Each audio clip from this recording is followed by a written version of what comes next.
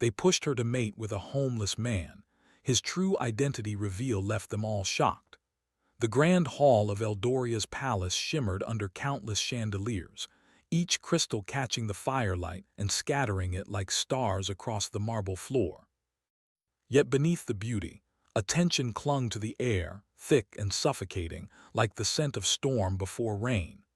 Lady Alara stood near the center of the hall, her hands clenched at her sides, her heart pounding with a mixture of fear and fury. She was noble by birth, daughter of the esteemed House Valen, a family known for wisdom and strategy. But tonight, her title and her accomplishments meant nothing. Tonight, she was to be a pawn in a cruel game. The Royal Council, a circle of men and women whose ambition burned brighter than any flame, had decided her fate. They had summoned a stranger, someone they claimed was perfect to bond with her. But when the hooded figure stepped into the hall, she could barely contain her disbelief. He was a man of tattered clothes, unkempt hair, and eyes so dark they seemed to swallow the light around him. His feet were bare, dust clinging to his skin as if he had walked out of the streets themselves. Whispers ran through the hall like cold wind. A beggar! Why would the Lady of Valen even touch him? This must be a joke. Alara's blood burned. "I will not," she began, but her words were cut short by the council head, Lord Merrick. His voice was smooth, carrying the weight of authority. "Silence," he said. "Lady Alara, this is not a request. The council has decreed your choice. You will bond with him tonight, or you will bring dishonor to your house." Alara's hands shook, but not from fear. Rage coursed through her, a fire hotter than any she had felt before. "This is madness," she spat, her voice echoing against the cold walls. "He is a stranger, eh?" "Enough!" Lord Merrick's eyes were sharp, unyielding. "He is no mere stranger. He carries a power none of you understand. Tonight you will see why the council made this choice, and Lady Alara, you will obey." The man, silent until now, stepped closer. Even under the flickering candlelight, there was something about him that drew attention. He moved with ease, though his clothes were torn and filthy. He spoke softly, yet every word resonated through the hall. "I am here," he said, his voice steady, carrying a strange warmth that both unsettled and intrigued Alara. He made no move to kneel, to beg, or to act subservient. And yet there was a calm authority in him that made her stomach twist. "His name?" Alara asked, though she barely believed he would answer. "Kale," he said simply. The hall fell silent. The name alone seemed ordinary, yet when he spoke it, it sounded like a promise and a warning all at once. Alara glanced at the council. Their faces were unreadable, some betraying pride, others a shadow of fear. She didn't understand why they had chosen him. What threat did he pose? What secret did he hide? But she knew one thing: she had no choice. The ceremony was simple. A ring of enchanted silver would be placed on her finger, binding her to him by the old laws of the land. Magic, older than any living soul in Eldoria, would recognize the bond and make it unbreakable. She felt the weight of destiny pressing down on her as she stepped forward. Kale did not flinch. He let her approach, his dark eyes fixed on hers with an intensity that made her breath catch. She wanted to look away, to refuse, but she could not. There was a strange pull, like the wind of a coming storm, drawing her forward. As the council chanted the ancient words, Alara felt the ring warm in her hand, almost alive, as if it recognized him before she did. When it finally touched her finger, a shiver ran through her, and a voice seemed to whisper just at the edge of her mind, "Be careful what you awaken." Kale's gaze softened, a fleeting expression that made her heart ache. "You have courage," he said quietly. "Do not waste it on anger, you may need it soon." Alara's eyes narrowed. "Courage? You expect me to accept this farce?" Kale's lips curved into a faint, almost sad smile. "Perhaps it is no farce. Perhaps the world simply tests us in ways we cannot yet see." Her chest tightened. She wanted to hate him, to push him away, to refuse the bond, but she could not deny the curiosity that gnawed at her. Who was he truly? Why had the council chosen him? As the ceremony concluded, a sudden tremor shook the hall. Candles flickered and the chandeliers swayed. Nobles gasped. Some stumbled. Alara gripped the edge of a marble pillar, heart racing. Kale remained calm, unshaken, his eyes scanning the room as if he had anticipated this. And then he spoke, a single line in a language that no one in the hall recognized. The words were sharp, melodic, and strange, vibrating through the air like a hidden chord of music. The ground shivered beneath them and a low hum filled the walls, almost imperceptible but enough to make even the council unease. "Kale," Alara whispered. "What?" But he only shook his head. "Soon you will understand," he said, and the words were more a promise than an explanation. The council members exchanged worried glances, some pale, some tense. Lord Merrick cleared his throat, trying to regain control. "The ceremony is complete. That outburst is of no concern. We proceed as planned." But Alara could not shake the feeling of foreboding. There was power in him, yes, but also mystery, danger, and something she could not name. Even his silence spoke volumes, revealing more than any words could. After the hall emptied, Alara followed Kale to the gardens. The night air was cold, heavy with the scent of roses and dew, and the sky above them was blanketed with stars. "You could have run," she said, her voice low, almost bitter. "You could have refused to appear." Kale's dark eyes reflected the starlight. "And let them make me a pawn like you. No, I am not so easily used, and neither should you be." Alara took a step back, anger mingling with curiosity. "Who are you really? You speak of power and destiny, but you are a beggar." He let out a low, almost amused chuckle. "A beggar, perhaps, but even a beggar can carry secrets that kings fear." Her pulse quickened. There was a weight behind his words, a truth hidden in plain sight. She wanted to demand answers, to challenge him, but something in his calm confidence made her hesitate. They walked in silence, the garden shadows stretching long and dark around them. And then, at the far edge, Kale stopped and turned to her. "The night is full of secrets," he said softly, "and not all are safe to uncover too soon. But you, Lady Alara, you will learn, whether you wish it or not." Alara's breath caught. Something about the way he said it, the way his dark eyes seemed to pierce into her very soul, made her shiver. She wanted to resist him, to push him away, but the pull she felt was stronger than any command of her mind. Just then, a shadow moved behind a rose bush. Alara tensed, hand going to the dagger hidden beneath her cloak. Kale's gaze followed hers. "They watch," he said quietly. "Always." Before she could ask who, a gust of wind whipped through the garden, carrying a strange, electric hum that made the leaves quiver. The silver ring on her finger glowed faintly, as if responding to something unseen. Alara's heart pounded. "Kale, what is happening?" He looked at her, expression unreadable. "Soon you will see, and when you do, nothing will ever be the same again." And then, without another word, he turned and walked toward the shadowed palace walls, leaving her alone under the stars, her mind swirling with questions, fear, and an undeniable spark of fascination. Alara knew one thing for certain. Her life, her very fate, had changed forever.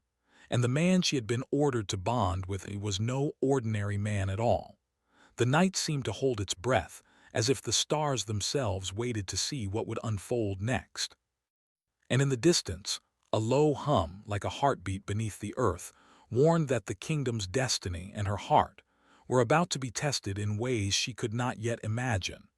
The pull of mystery, danger, and forbidden knowledge tugged at her soul. And in that moment, she understood that her journey with Kale had only just begun. Cliffhanger. As Alara gazed at the shadowed walls of the palace, the silver ring on her finger pulsed again, brighter this time, and the faint whisper of an unknown voice filled her mind. "You are bound, and soon all will be revealed." The morning sun barely pierced the heavy mist that clung to Eldoria's streets. Lady Alara moved silently through the quiet palace corridors, her mind a whirlwind of questions. The silver ring on her finger felt warmer than ever, almost alive, and with each pulse, she felt a strange connection to Kale, the man who had turned her life upside down in a single night. Though the ceremony had bound them by law and magic, her emotions were tangled. She was drawn to him, yet anger simmered beneath her skin. How could her family push her into such a fate, and why had the council chosen someone so unpredictable? She could not answer those questions, but she could not ignore the pull she felt toward Kale either. The palace doors opened silently as Kale appeared, standing beneath the archway like a shadow. His dark eyes, calm and unreadable, followed her with an intensity that made her heart skip. He had not slept here last night, she realized. Somehow he had wandered the city streets even after the ceremony, a presence unseen yet deeply felt. "You are awake," he said softly, his voice low but firm. "Good. There is much you do not yet understand." Alara's jaw tightened. "And will you explain it to me?" she asked, though she doubted he would answer. Kale smiled faintly, a ghost of a smile that did not reach his eyes.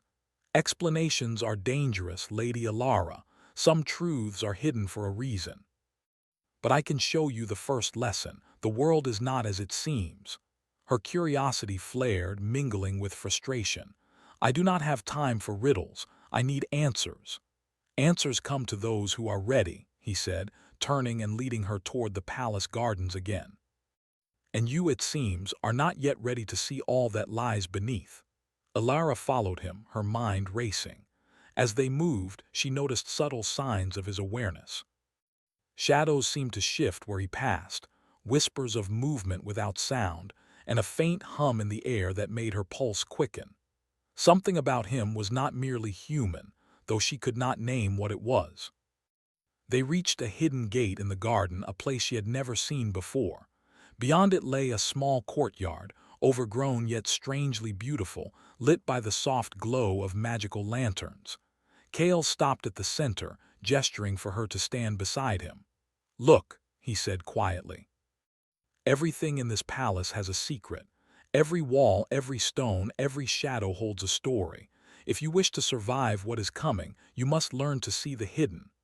Alara frowned, her hands brushing the leaves of the overgrown vines. "Survive? What do you mean?" Kale's gaze darkened. "The council has enemies, some of them older than the kingdom itself. They do not like me, and they will not hesitate to strike. By bonding with you, I have brought danger to your doorstep. And yet perhaps it is fate, for we may need each other more than we know." A chill ran down Alara's spine. The man who had seemed powerless, homeless even, now spoke of danger and destiny with authority. She wanted to question him further, but a sudden movement at the edge of the courtyard froze her in place. A figure stepped out from behind a column, a man cloaked in shadow, face hidden. Alara's fingers went to the dagger she always carried, but Kale moved first.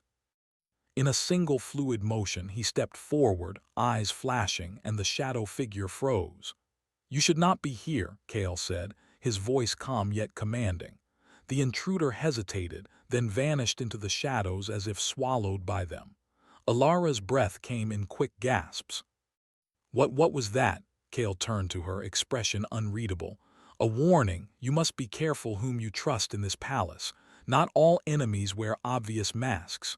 Her pulse raced. Fear mingled with fascination. The man she had been forced to bond with, the one she should despise, had already saved her. Twice. And yet she knew she could not simply follow him blindly. Days passed, each one deepening the mystery surrounding Kale. He wandered the palace freely, seemingly without purpose, yet always at the right place at the right time. Sometimes he would disappear into the city, returning hours later with supplies or information that saved someone from harm.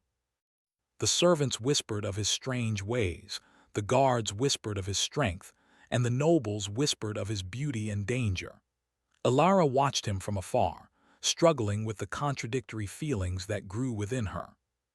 She hated that she was drawn to him, but she could not deny the quiet power that radiated from him. And then, one evening, she saw it, the first glimpse of the truth. Kale was on the palace balcony, speaking softly to someone in the distance. Not a person, she realized, but something else. A creature cloaked in shadows, its form shifting and indistinct. He spoke in the same strange language as before, and the creature responded with a series of sounds that made the air vibrate. Alara's breath caught. Magic, real, undeniable magic flowed around him. He was no ordinary man. Her mind raced with possibilities, none of them simple. Who was he? And why had the council forced her into a bond with him? She stepped closer, but Kale's gaze met hers immediately. "Do not watch," he said quietly, yet with a strange kindness. "Some truths are dangerous to witness too soon. Patience, Lady Alara. You will see in time what you must." Her frustration flared. "Why can't you tell me? Why must everything be a secret?" Kale's expression softened, and for a moment the guarded mask slipped. "Because some truths change people forever, and I cannot bear to see you broken before you are ready." Alara's heart tightened. Something in his voice, something in the way he looked at her, made her pulse quicken. She wanted to push him away, to resist the attraction that gnawed at her, yet she found herself drawn closer, almost despite herself. That night the palace trembled again. A soft, low hum reverberated through the walls, and the silver ring on her finger glowed faintly. She had been in her chambers, reading a book to distract herself, when she felt it, a pull toward Kale, urgent and impossible to resist. She followed the pull to the hidden courtyard, finding him standing beneath the soft glow of lanterns. His dark eyes met hers immediately, and she felt a shiver run down her spine. "They are coming," he said simply, almost as if he had been expecting her. Alara frowned. "Who?" "Enemies of the council, and enemies of me," Kale said, stepping closer. "They seek power, and they will not stop until they have it. You are tied to me now, by law and by magic, and that makes you a target." Her hands clenched. "Then I will not run, I will face them. If this is my fate, I will not cower." Kale studied her, his eyes unreadable. "Good. Courage is a rare gift, Lady Alara. Use it wisely. You will need it." As he spoke, a sudden flash of movement at the edge of the courtyard caught her attention. Figures, cloaked and silent, emerged from the shadows. They moved with unnatural grace, almost gliding, and a chill ran through her. Kale's eyes darkened. "Stay close," he said. "Do not speak, do not move apart." The cloaked figures approached, circling them, their faces hidden beneath dark hoods. Alara felt her pulse quicken, but she did not flee. Kale stepped forward, and the air seemed to hum around him. The shadows of the cloaked figures flickered, as if sensing the power that radiated from him. Without a word, Kale raised his hand, and the ground beneath their feet trembled. The cloaked figures faltered, hesitation crossing their movements. Then, in a sudden motion too fast for Alara to fully comprehend, Kale struck forward, and the shadows recoiled as if burned. The figures vanished, leaving only whispers in the air, and Kale turned to Alara. His chest rose and fell steadily, calm despite the danger.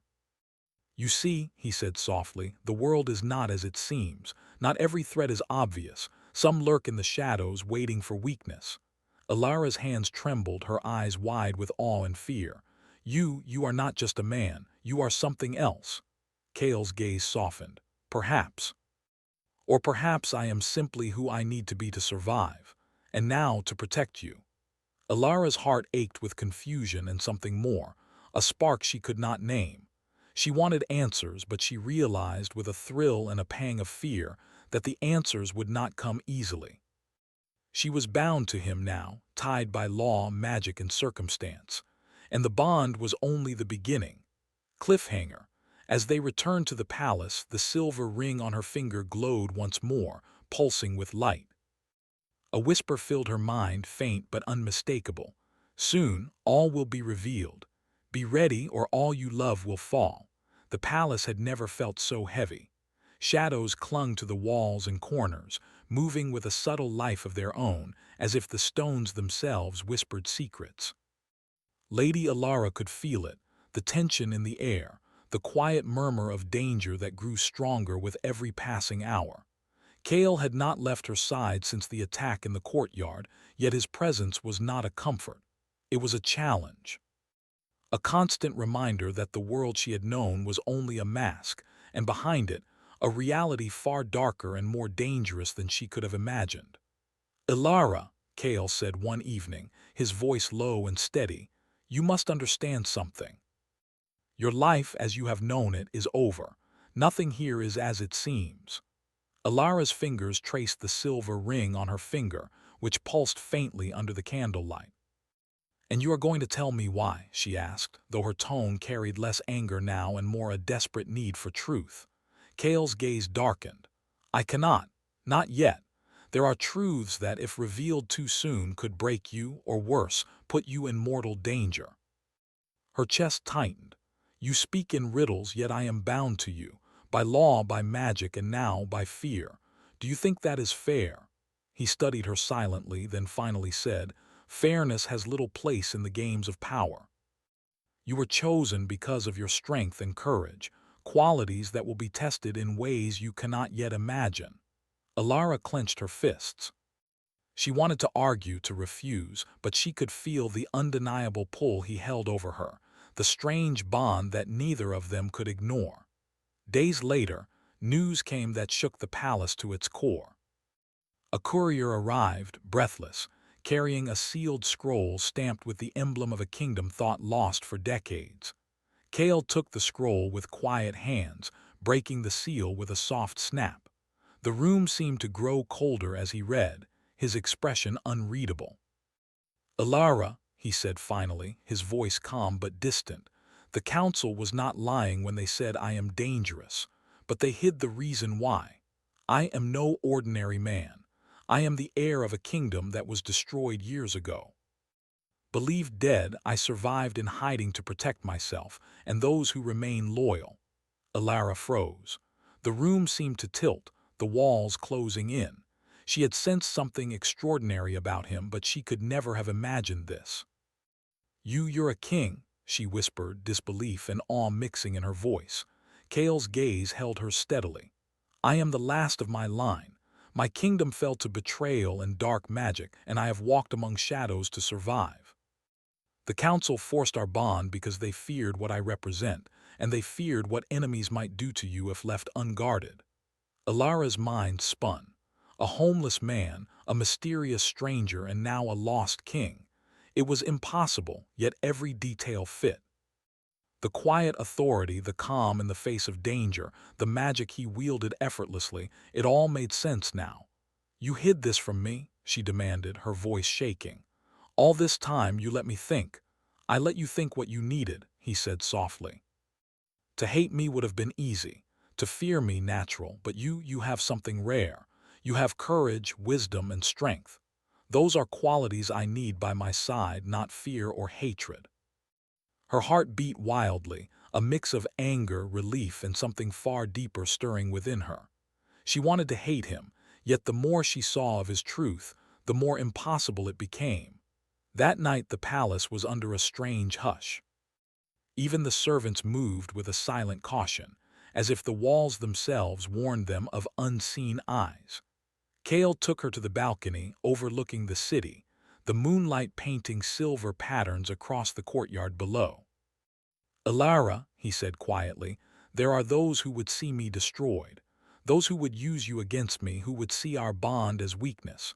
You must trust me, if not for love, then for survival." Her gaze met his, a storm of emotions reflected in his dark eyes. I do not know if I can trust anyone anymore. Not the council, not my family, not even you completely. How can I?" Kale reached for her hand gently, almost reverently. "Because trust is not given lightly. It is earned, and I will earn it if you let me. But know this, what comes next will test everything you believe about loyalty, power, and love." Ilara felt the warmth of his hand, the steady pulse beneath his fingers, and a strange calm settled over her.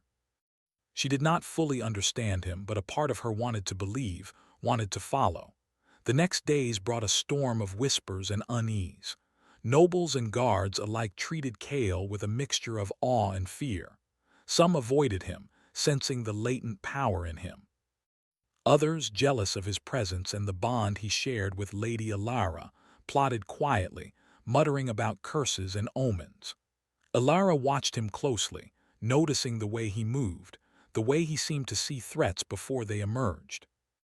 Once she saw him kneel silently in a shadowed corner, speaking words she did not understand. The air around him shimmered faintly, and she realized he was not merely reading magic, he was commanding it. One evening, a messenger arrived with urgent news. A dark force, long dormant, had moved within the northern borders of the kingdom. Villages were vanishing, shadows spreading unnaturally across the land. Kale's expression darkened as he read the report, and Alara felt a chill creep along her spine. "They are awakening," Kale said softly, almost to himself, "and soon they will reach the palace."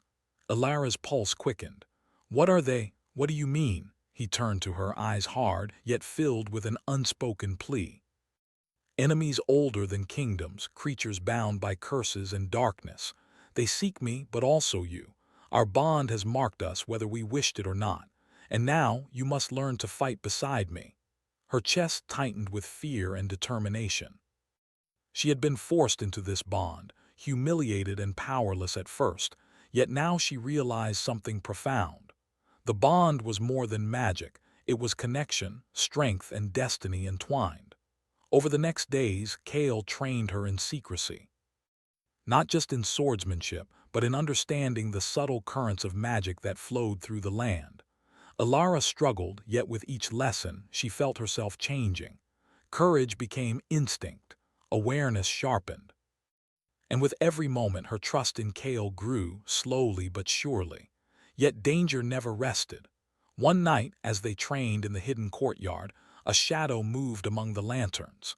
Cloaked figures, more numerous than before, emerged, their eyes gleaming with dark intent. Alara drew her blade, heart pounding, but Kale stepped forward, calm and commanding. "Stay behind me," he said, and the air seemed to ripple with power. The figures approached, and the ground beneath them quivered as Kale raised his hand. A surge of magic pulsed outward, scattering the shadows like leaves in the wind. Alara watched, awe and fear mingling in her chest. The man she had been forced to bond with, once thought powerless, moved with the authority of a king, every motion precise, every glance commanding. When the shadows finally fled, Kale turned to her, chest rising and falling steadily. "Do you see now?" he asked softly. "I am not what I seem, and neither is this world." Alara nodded, breathless. "Yes, but I do not understand it all yet." He reached for her hand again, his dark eyes meeting hers. "You will, and when the time comes, you must be ready to face what even I cannot control." Her heart ached in a way she did not expect. Fear, admiration, and something tender, something that felt like the beginnings of love, swirled within her. She wanted to resist, to argue, yet she found herself drawn closer to him, compelled by a bond that went far beyond magic. As the night deepened, Kale and Alara stood side by side in the courtyard, silent and watchful. The stars above seemed to pulse with a hidden light, and the shadows whispered secrets of old. The kingdom itself seemed to hold its breath, waiting for what was to come. Cliffhanger, just as they prepared to return to the palace, a sudden gust of wind swept through the courtyard. The silver ring on Alara's finger glowed brightly, and a voice echoed in her mind, clear and commanding. "The heir has been found, and the kingdom's fate rests in your hands." The night was heavy, thick with mist and shadows that seemed to creep along the palace walls. Lady Alara moved silently through the hidden corridors, every sense alert. The silver ring on her finger pulsed faintly, as if urging her forward, guiding her toward Kale. He had been captured 2 nights ago, taken by dark forces who sought the last heir of the fallen kingdom.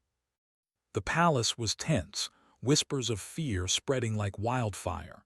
Every servant, every guard, knew that the shadow of danger was no longer a distant threat. It had come to their doorstep. Alara paused at the hidden garden gate. Beyond it lay the path Kale had shown her when they had first discovered the palace's secret corners. Her hands tightened around the hilt of her sword, and she took a deep breath. Courage, she reminded herself, was what he had once praised in her. And now she would need all of it. The path led her through the city streets, quiet and empty under the moonlight. Mist curled around her ankles and every shadow seemed to whisper warnings, but she did not hesitate. She could feel Kale's presence, faint yet unbroken, like a tether pulling her toward him. At the edge of the northern district she found the hideout. A ruined tower, blackened by age and magic, loomed over the empty square. Inside, Kale was held within a cage of shimmering energy, the lines of the barrier glowing with a cold, unnatural light. "Alara," he said as soon as he saw her, his voice carrying relief and pride.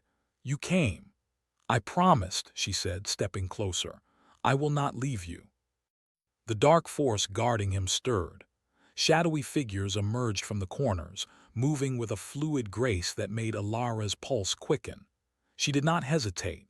Drawing on every lesson Kale had taught her, every whispered hint of magic, every careful step, she moved with purpose. "Stay back," she called, raising her sword. Her voice rang clear in the still night, filled with authority she had not known she possessed. The shadows hesitated, then lunged. Alara met them with swift, precise movements, striking and dodging. Every action felt guided, almost instinctual, as though the bond with Kale gave her strength beyond what she had known. Kale's eyes glowed faintly from within the energy cage.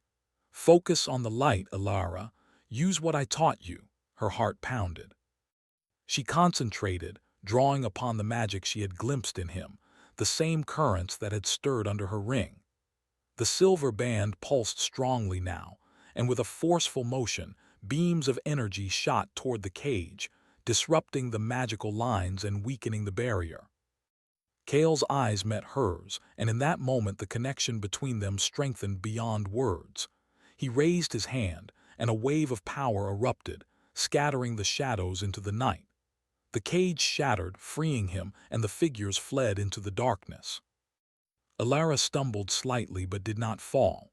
Kale caught her, steadying her with a firm yet gentle grip. Their faces were inches apart, and for a heartbeat, the chaos around them disappeared. "You are stronger than I imagined," he said, his voice low, filled with admiration and something deeper. She looked into his eyes, seeing not just power, but trust, loyalty, and the unspoken bond that had grown between them. "I had a good teacher," she said softly, her pulse still racing. Kale allowed himself a faint smile, and a brave heart. That matters more than any skill. Together they left the ruined tower, moving quickly through the mist-laden streets. The kingdom's danger was not over, dark forces still lingered, and the council had their own designs, but they had survived the first trial. And now, united, they could face what was coming. Over the next days, Kale and Alara worked to reclaim the palace from fear.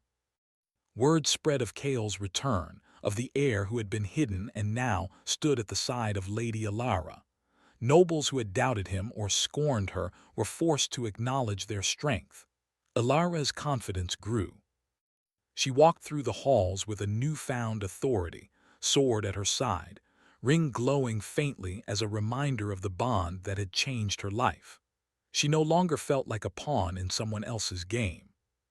She had become a player, equal in courage and wisdom to the man who had saved her and shown her a world beyond appearances. Kale, in turn, showed her the depth of his trust. He revealed the truths of his past, the betrayal that had cost him his throne, the dark magic that had hunted him, the prophecy that had guided his every step. Alara listened, absorbing each detail, her heart aching at the pain he had endured, yet swelling with admiration at his resilience. Together, they began to strategize. The dark forces in the northern lands were growing stronger, feeding off fear and chaos.